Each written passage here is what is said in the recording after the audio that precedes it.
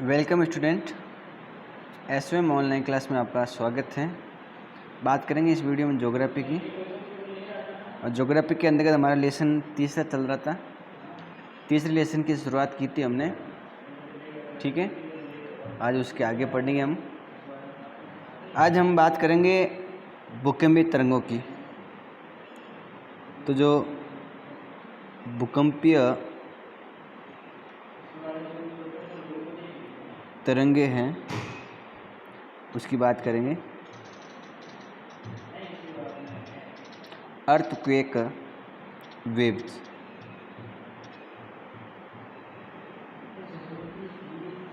उसकी बात करेंगे। कल हम इसके बारे में देखा था कि किस प्रकार से दो प्रकार की भूकंपीय तरंगे हैं, भूगर्भिक तरंगे और धरातलीय तरंगे। बात करेंगे भूगर्भिक तरंगों के बारे में।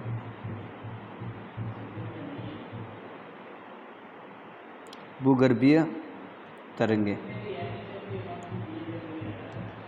जिनको बॉडी वेव्स भी कहते हैं,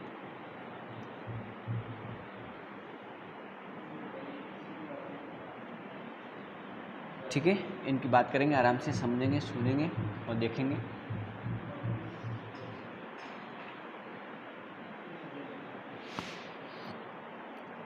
भूगर्भीय तरंगे दो प्रकार की होती है। कितने प्रकार की होती है? दो।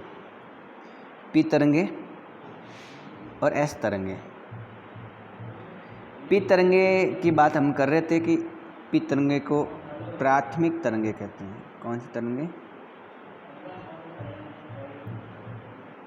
प्राथमिक तरंगे कहते हैं। पी तरंगे होती क्या हैं ये समझना जरूरी है। प्राइमरी वेव्स, पी तरंगे यानी प्राइमरी वेव्स, प्राथमिक तरंगे। इसकी विशेषताओं देखें तो ये जो तरंगे हैं वो तीव्र गति से चलने वाली तरंगे हैं। तीव्र चलने वाली या तीव्र गति में चलने वाली तरंगे हैं। और ये जो तरंगे हैं ये धरातल पर सबसे पहले पहुंचने वाली तरंगे हैं, पी तरंगे, ठीक है। तो ये दो बातें आपको ध्यान में रखनी है। अगर मैं इनकी कंडीशन की देखूं तो ये ध्वनि जैसी तरंगे होती हैं। कैसी होती है? ध्वनि जैसी तरंगे होती हैं, ये ध्यान रखना आपको, बिल्कुल समझ आ जाएगा। और ये ध्वनि जैसी तरंगे होती हैं और किसी भी माध्यम में, किसी भी पदार्थ में गुजर सकती हैं। गैस हो, तरल हो या ठोस, तीनों प्रकार के पदार्थ में ये तरंगे आराम से जा सकती हैं, ठीक है। तीनों प्रकार के माध्यम में ये तरंगे आराम से गुजर सकती हैं, ये बात आपको ध्यान में रखनी है। इस बात को भी आप आसानी से समझ सकते हो। अगर हम आगे बात करें तो दूसरे प्रकार की जो तरंगे हैं वो एस तरंगे हैं। कौन सी तरंगे? सेकेंडरी वेव्स या एस तरंगे जिसको बोलते हैं, द्वितीयक तरंगे, ठीक है। एस यानी सेकेंडरी, मतलब द्वितीयक तरंगे। अगर मैं सेकेंडरी या वेव्स की या द्वितीय वेव्स तरंगे की बात करूं तो आप इस बात को आप आराम से समझ सकते हो कि ये जो तरंगे हैं ये धरातल पर कुछ समय बाद पहुंचती हैं, कुछ समय अंतराल के बाद में पहुंचती हैं। किसकी अपेक्षा? प्राथमिक तरंगों की अपेक्षा। मतलब ये हुआ कि सबसे पहले धरती पर प्राथमिक तरंगे आती हैं, उसके बाद सेकेंडरी तरंगे आती हैं, कुछ समय बाद ये पहुंचती हैं। ये बात आपको ध्यान में रखनी है। और सबसे महत्वपूर्ण बात इसमें ये ध्यान रखनी है कि ये जो तरंगे हैं वो केवल ठोस पदार्थों में ही चलती हैं। किस प्रकार के पदार्थों में? ठोस पदार्थ में ही चलती हैं। ये इसकी महत्वपूर्ण विशेषता है। और इस तरंगों के माध्यम से हमें भूगर्भ से संबंधित नॉलेज मिल सकता है, उससे संबंधित हमें बातें और भी पता लग सकती हैं इस एस तरंगों की वजह से, ठीक है। ठीक है, तो एस तरंग की महत्वपूर्ण जो बातें हम पढ़ रहे हैं कि केवल ठोस माध्यम, ठोस पदार्थ में चली जाएगी या उसी में चलती हैं, और इस तरंगों के माध्यम से हमें भूगर्भिक नॉलेज मिलेगा, ये भी ध्यान रखना है।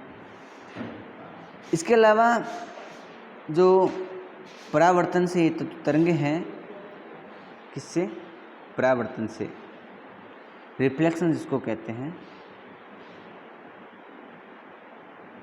तो रिफ्लेक्शन से, परावर्तन से तरंगे प्रतिध्वनित होकर वापस लौट आती हैं, ये भी ध्यान रखना है आपको। तो प्रतिध्वनित होकर ये जो तरंगे हैं वो वापस आ जाती हैं। जैसे ये दीवार है जो ठोस है, तरंगे आई और टकराई और वापस परावर्तित या परावर्तन हो गया इन तरंगों में। तो परावर्तन से तरंगे प्रतिध्वनित होकर वापस लौट आती है, ये ध्यान रखना है। लेकिन आवर्तन की वजह से जिसको बोलते हैं रिफ्रैक्शन, उसकी वजह से तरंगे अलग अलग दिशाओं में चली जाती हैं, ये भी ध्यान रखना है आपको। अलग अलग दिशाओं में चली जाती हैं, ठीक है। तो ये बात भी आपको आराम से समझना है, किस प्रकार से अलग अलग दिशाओं में ये तरंगे चली जाती हैं। और भूकंप लेखी पर जो बने आरेख हैं, आरेख की बात करें तो वो अलग अलग तरंगों के बारे में बताते रहते हैं, उनका अनुमान लगाया जाता है। और धरातलीय तरंगे भूकंप लेखी पर अंत में अभिलेखित होती हैं। सबसे लास्ट में जो धरातलीय तरंगे हैं वो बनती हैं, ठीक है।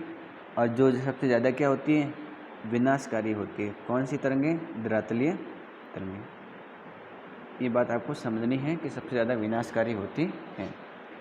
और इसमें चट्टानें अपनी जगह चेंज कर लेती हैं, जिससे बड़ी बड़ी इमारतें भी गिर जाती हैं और वो बहुत ज़्यादा विनाशकारी होती हैं ये तरंगे, ठीक है। तो ये बात आपको समझनी है। अब बात करते हैं भूकंपीय तरंगों का संचरण। तो हेडिंग हो जाएगी भूकंपीय तरंगों का संचरण। भिन्न भिन्न प्रकार की भूकंपीय तरंगों के संचरित होने की प्रणाली अलग अलग होती हैं। सब अलग अलग दिशाओं में अलग अलग वे और अलग अलग गति में जाती हैं, ये सभी हम जानते हैं। भी सारी तरंगें एक जैसी थोड़ा जाएगी, सब तरंगों में कुछ बदलाव होगा, एक जैसी तो जाएगी नहीं। तो भूकंपीय तरंगों का संचरण भिन्न भिन्न होता है, अलग अलग तरीक़ों से होता है। जैसे ही ये संचरित होती हैं तो सेलों में कंपन उत्पन्न हो जाता है। जैसे भी जाती है तरंगें, जैसे तरंगें चली जाती हैं, संचरित होती है, चलती हैं, तो ज़मीन में कंपन शुरू हो जाता है। क्या शुरू हो जाता है? कंपन शुरू हो जाता है, ये ध्यान रखना है आपको, ठीक है। और बात करें पी तरंगों से कंपन की दिशा तरंगों की दिशा के समांतर होती हैं। तो ये भी ध्यान रखना है कि पी तरंगों से जो कंपन है उस कंपन की दिशा देखें तो तरंगों के समांतर है। किसके समांतर है? तरंगों में। अगर ऐसी पी तरंगें जा रही हैं तो कंपन भी इसी प्रकार से होगा, उसके समांतर है, ये बात आपको ध्यान में रखना है। और ये संचरण गति की दिशा में ही पदार्थ पर दबाव डालती हैं। जिस तरह से गति होती है उसी की तरफ जाती हैं और वहीं पर ये दबाव डालती हैं, उसी दिशा में, ये ध्यान रखना है। कौन सी तरंगे? पी तरंगे, ठीक है। और इस वजह से, दबाव की वजह से फलस्वरूप पदार्थ के घनत्व में क्या आता है? परिवर्तन आता है, ये भी ध्यान रखना है आपको। और सेलों में संकुचन या सेलों में संकुचन व फैलाव की प्रक्रिया पैदा हो जाती हैं। और अन्य तीन तरह की तरंगें संचरित गति के समकोण दिशा में कंपन पैदा करती हैं, ये ध्यान रखना है। बाकी जो तरंगें हैं वो किस दिशा में? समकोण दिशा में कंपन पैदा करती हैं, ये ध्यान रखना है आपको। जैसे मान लो इस प्रकार की तरंगें हैं, जो कंपन होगा वो इधर होगा समकोण के रूप में, ठीक है।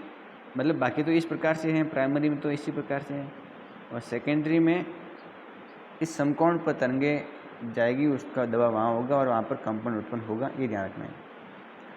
मतलब ऐसी तरंगें ऊर्ध्वाधर तल में तरंगों की दिशा के समकोण पर ये कंपन पैदा करती है, अतः जिस पदार्थ से गुजरती है उसमें उबार व गर्त बन जाता है। इस प्रकार से ये बातचीत निकल जाती है। जैसे इस बात को समझो, ये कोई चट्टान है, कोई शैल है, इसमें से तरंगे जा रही है। कौन सी तरंगे? प्राथमिक तरंगे। तो चली जाएगी, कोई दिक्कत नहीं है। वो इसमें जो कंपन उत्पन्न होगा इस पदार्थ में, तो इसके समांतर होगा, कोई दिक्कत नहीं होगी। लेकिन ऐसी तरंगे हैं, वो मान लो इस पदार्थ में से जा रही है, तो वो क्या करेगी? समकोण पर जाती है, मतलब यहाँ से बाहर निकलेगी। समकोण तो भी उसके ऊर्ध्वाधर, मतलब जैसे ऐसे निकली तो ऊर्ध्वाधर तो ऐसे होगा या ऐसे होगा, तो ये तो इसके इधर निकलेगी या इधर निकलेगी। और जब ये इस पदार्थ से समकोण पर बाहर निकलेगी तो यहाँ पर गर्त बन जाएगा। क्या बन जाएगा? इस सेल में गर्त बन जाएगा। और यहाँ पर क्या होगा? थोड़ा बहुत नुकसान हो सकता है, ज़्यादा तो नहीं होगा, ये ध्यान रखना है। लेकिन धरातली ज़्यादा ही होती है, अचानक होती है, इसलिए यहाँ पर ज़्यादा धरातलीय जो तरंगें आगे वो भी समकोण पर जाती है, तो ज़्यादा नुकसानदायी होती है, ज़्यादा विनाशकारी होती हैं, ये ध्यान रखना है आपको। ज़्यादा क्या है? विनाशकारी है। इस प्रकार से भूकंपीय तरंगों का संचरण होता है।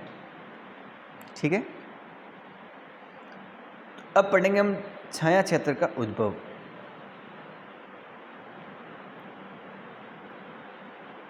छाया क्षेत्र का उद्भव, जो सिस्मोग्राफ हैं, जो भूकंप लेखी यंत्र हैं, अगर हम उसकी बात करें तो भूकंप लेखी यंत्र पर दूरस्थ स्थानों से आने वाली जो भूकंपीय तरंगें हैं वो अभिलेखित होती है। पहली बात तो ये ध्यान रखनी है, दूर से जो तरंगें आती हैं वो उस सिस्मोग्राफ पर क्या होती है? अभिलेखित होती हैं। दूरस्थ तरंगें, दूर से आने वाली जो तरंगें हैं वो अभिलेखित होती हैं। कहाँ पर? भूकंप लेखी यंत्र पर। यदि हम बात करें तो कुछ ऐसे भी क्षेत्र हैं जहाँ पर कोई भी तरंगें अभिलेखित भी नहीं होती, जहाँ पर कोई तरंगें नहीं होती हैं। इसका मतलब क्या हुआ कि ऐसा क्षेत्र जहाँ पर किसी प्रकार की कोई तरंगें अभिलेखित नहीं होती हैं, वो जो क्षेत्र होता है वो भूकंपीय छाया क्षेत्र होता है, शैडो जोन जिसको कहते हैं। तो शैडो जोन की बात करें या छाया क्षेत्र की बात करें तो क्या याद रखेंगे कि वह क्षेत्र जहाँ पर किसी प्रकार का भूकंपीय तरंगों के माध्यम से अभिलेखित नहीं हो, जहाँ पर भूकंपीय तरंगें अभिलेखित नहीं हो, वो जो प्रदेश या क्षेत्र वो छाया क्षेत्र हैं, शैडो जोन है, ये ध्यान रखना है आपको। ठीक है, तो ये बात आपको समझनी है। विभिन्न भूकंपीय घटनाओं के अध्ययन से पता चलता है कि एक भूकंप का छाया क्षेत्र दूसरे भूकंप के छाया क्षेत्र में सर्वदा अलग अलग होता है। समय समय पर ऐसे स्थान हैं जहाँ पर छाया क्षेत्र बन जाते हैं। मतलब ये हुआ कि कुछ ऐसे प्रदेश हैं जहाँ पर पहले भूकंप आते थे, अब नहीं आते हैं। तो अलग अलग स्थानों पर अलग अलग हमेशा अलग अलग प्रकार से छाया क्षेत्र उत्पन्न होते रहते हैं, ये ध्यान रखना है आपको। ठीक है, तो ये बात आप आराम से समझ सकते हो और आप चित्र के माध्यम से हम समझेंगे कि किस प्रकार से छाया क्षेत्र बनता है। जैसे आप चित्र आराम से देख सकते हो।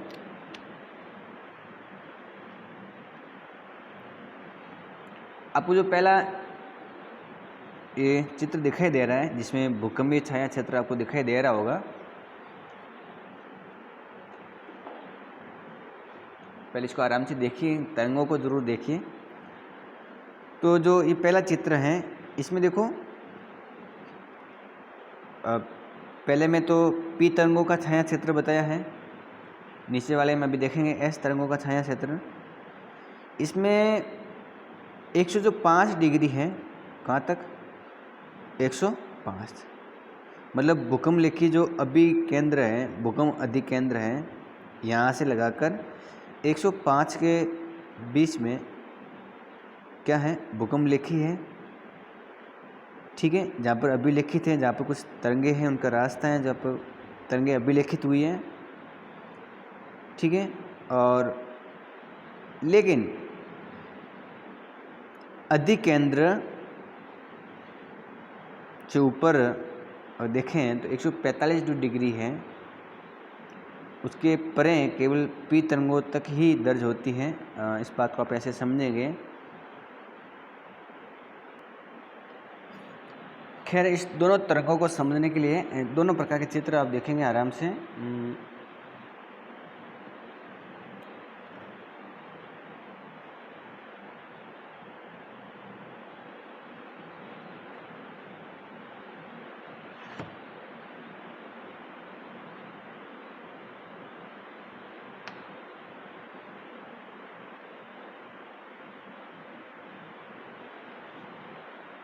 अब देखो, ये देखो, ये पी तरंगों का छाया क्षेत्र है। ये जो केंद्र दिखाई दे रहा है ये अधिकेंद्र है। क्या है? अधिकेंद्र है, जहाँ से भूकंप उत्पन्न हुआ है। ये जो लाइनें गुजर रही हैं ये इसका अभिलेखित क्षेत्र है। तो देखिए, यहाँ से लगाकर 105 डिग्री तक 105 डिग्री तक जो भूकंपीय तरंगों को अभिलेखित किया जा रहा है। भूकंपीय तरंगें अभिलेखित हो रही है, उसके बाद नहीं हो रही है। फिर वापस 145 की इस साइड देखें तो इसके बीच में हो रही है। तो जिस स्थान पर भूकंपीय तरंगें की पहुंच नहीं है, जहाँ पर भूकंपीय तरंगें नहीं आई हैं, पी तरंगें, उनका ये है पी तरंगों का छाया क्षेत्र, जहाँ पर पी तरंगें नहीं पहुंची है। तो एक बात समझ में आ गई कि पी तरंगें हैं वो 105, ठीक है। फिर वापस नहीं, फिर 145 से शुरू होती हैं और यहाँ से 145 के बीच में होती हैं। तो ये जो एक प्रकार की पट्टी है, ये ऐसा क्षेत्र है जहाँ पर भूकंपीय तरंगें नहीं हैं और ये पी तरंगें का छाया क्षेत्र है, ये ध्यान रखना आपको। तो ये पी तरंगों की बात की। अगर हम एस तरंगों की बात करें तो उसमें कुछ छाया क्षेत्र अलग बनता है। जैसे एस तरंगों की बात करें तो इसका ये जो केंद्र है अधिकेंद्र, इसकी जो भूकंपीय तरंगों का जो अभिलेखित है, अभिलेखन है, वो भी 105 तक है, लेकिन उसके बाद में नहीं है। मतलब 105 डिग्री के बाद में इस प्रकार की तरंगों वो नहीं जाती हैं और वो अभिलेखित नहीं होती है। तो बाकी जो ये प्रदेश है वो क्या है? शैडो जोन है, वो छाया क्षेत्र है, ये ध्यान रखना आपको। तो एस तरंगों का ज़्यादा है या छाया क्षेत्र है पी तरंगों का? अपने दोनों में से किस में छाया क्षेत्र ज़्यादा देखा है? ये वाला भाग ज़्यादा किस में, एस में है या पी में?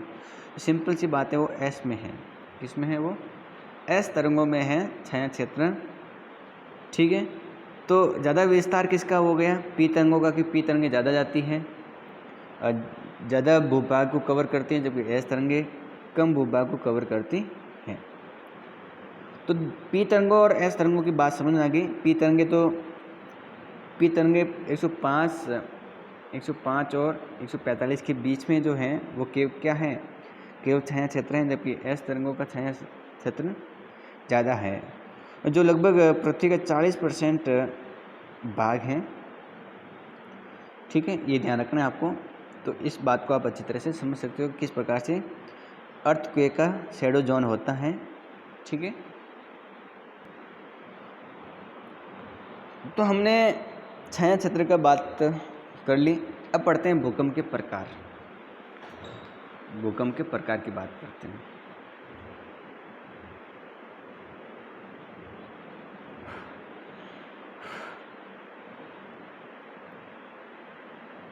भूकंप के प्रकार, बहुत सारे प्रकार हैं भूकंप के, अलग अलग प्रकार से आते रहते हैं। पहला है सामान्य भूकंप। अगर सामान्य बात करें, ठीक है, पहले पढ़ेंगे हम सामान्य प्रकार से। सामान्यतः जो भी भूकंप हैं, जो अलग अलग प्रकार से भूकंप आते हैं, सामान्यतः की बात करें तो सामान्यतः जो भूकंप हैं वो विवर्तनिक भूकंप ही अधिक आते हैं। कौन से? विवर्तनिक भूकंप, अर्थात टेक्टोनिक जो भूकंप हैं वो सबसे अधिक आते हैं, ये ध्यान रखना है। विवर्तनिक भूकंप, ये जो भूकंप होते हैं वो भ्रंश तल के किनारे चट्टान के सरकने से उत्पन्न होते हैं। ठीक है, इसलिए ध्यान रखना है कि ये भूकंप क्या होते हैं, ज़्यादा आते हैं। कौन से? सामान्य विवर्तनिक भूकंप। ये भूकंप कब आते हैं? जब भ्रंश तल है, कहाँ पर थोड़ा भ्रंश है चट्टान में, सेल में, और वो खिसक जाए तब भूकंप आते हैं, विवर्तनिक भूकंप।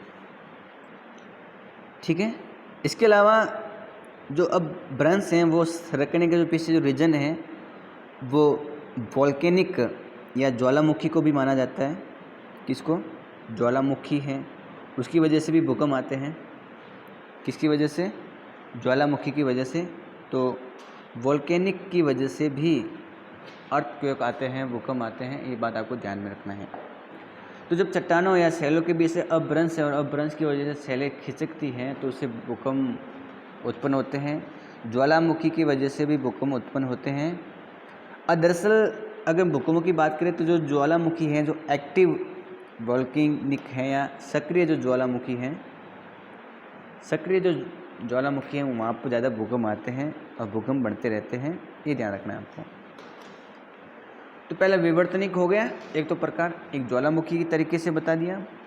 तीसरा जो प्रकार होता है वो खनन क्षेत्र में आता है, जहाँ पर खनन कार्य करते हैं, जहाँ पर ज़मीन से खोद करके अनेक प्रकार की धातु पदार्थ, खनिज पदार्थ निकाले जाते हैं, वहाँ पर भी भूकंप आते हैं। उस बात को भी समझना है, क्योंकि जब ज़मीन को खोदते हैं तो जो अलग अलग खदानें हैं, खाने हैं, उसकी जो छत है वो ढह जाती है और उसलिए विस्फोट, अचानक ढहने की वजह से एक झटका महसूस होता है। इसको नियात भूकंप कहते हैं। ठीक है, इसको नियात या कोलैप्स भूकंप कहते हैं। तो कोलैप्स या नियात भूकंप क्या होता है? खनन की वजह से भूकंप आता है, ये ध्यान रखना है आपको। ठीक है, इस बात को आप आराम से समझ सकते हो कि नियात भूकंप क्या है या कोलैप्स भूकंप क्या है। तो विवर्तनिक या टेक्टोनिक भूकंप क्या होता है? नीचे ज़मीन में जो चट्टानें हैं उसमें भ्रंश हैं, उन भ्रंश की वजह से चट्टानें खिसक जाती हैं। भ्रंश यानी दरारें, चट्टान में जो दरार होती है उसे भ्रंश कहते हैं, और जब खिसक जाए चट्टानें तो भूकंप आते हैं। ज्वालामुखी की वजह से ही जब भ्रंश खिसक जाते हैं विवर्तनिक की वजह से तो ज्वालामुखी बनती है, और ज्वालामुखी की वजह से भूकंप आता है। सक्रिय ज्वालामुखी से ज़्यादा भूकंप रहता है। खनन की वजह से भूकंप आता है, जब खनन करते हैं, खाने बनते हैं, गहरी तो उसकी छत है वो टूट जाती है, ढह जाती है, अचानक झटका महसूस होता है, तब नियात या कोलैप्स भूकंप आता है, ये ध्यान रखना है आपको। 4 नंबर जो भूकंप है, कौन सा? 4 नंबर का, वो परमाणु या रासायनिक विस्फोट से भी आता है। तो परमाणु या रासायनिक विस्फोट की वजह से कभी कभी पृथ्वी कंपित होती है, कंपन होती है पृथ्वी में, और हल्का सा या छोटा सा झटका महसूस होता है, ये भी ध्यान रखना है आपको। ठीक है, तो एक्सप्लोजन की वजह से भी भूकंप आता है, विस्फोट की वजह से। तो विस्फोट अर्थात एक्सप्लोजन, इसकी वजह से भी भूकंप आता रहता है। 5 नंबर जो भूकंप का कारण है वो है बड़े बड़े बांध। बड़े बड़े बांधों की वजह से भी भूकंप आते रहते हैं, जिनको बाढ़ जनित भूकंप कहते हैं। क्या कहते हैं? बाढ़ जनित भूकंप।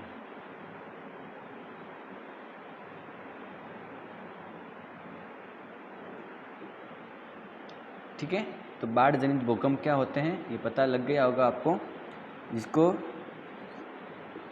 बाढ़ जनित भूकंप बाढ़ों की वजह से आ जाते हैं। जो बाढ़ होते हैं, बांध की बात करूं, बाढ़ तो अलग है, लेकिन बांध जो बने होते हैं बड़े बड़े, बांधों में जब कभी फूट जाते हैं बांध, पानी ज़्यादा भर जाता है तो वहाँ बाहर बढ़ जाता है, अंदर चट्टानें खिसक जाती हैं, या जब वो टूट जाते हैं तो अचानक से ये झटका होता है पानी के दबाव की वजह से, जो भी भूकंप का एक कारण है। ठीक है, तो आज भूकंप की बात की हमने, भूकंप के अलग अलग चीज़ों के बारे में, अलग अलग प्रकार के भूकंपों की बात की हमने, छाया क्षेत्र को पढ़ा है हमने, भूकंपीय तरंगों की और भूगर्भिक तरंगों की बात की है हमने, कंपनी जो तरंगे हैं भूकंपीय कंपित करने वाली तरंगे उनके संचरण की बात की है। तो आज के लिए इस वीडियो में इतना ही, बाकी बात करेंगे अगले वीडियो में। वीडियो को लाइक करें, चैनल को सब्सक्राइब करें और वीडियो को शेयर भी ज़रूर करिए।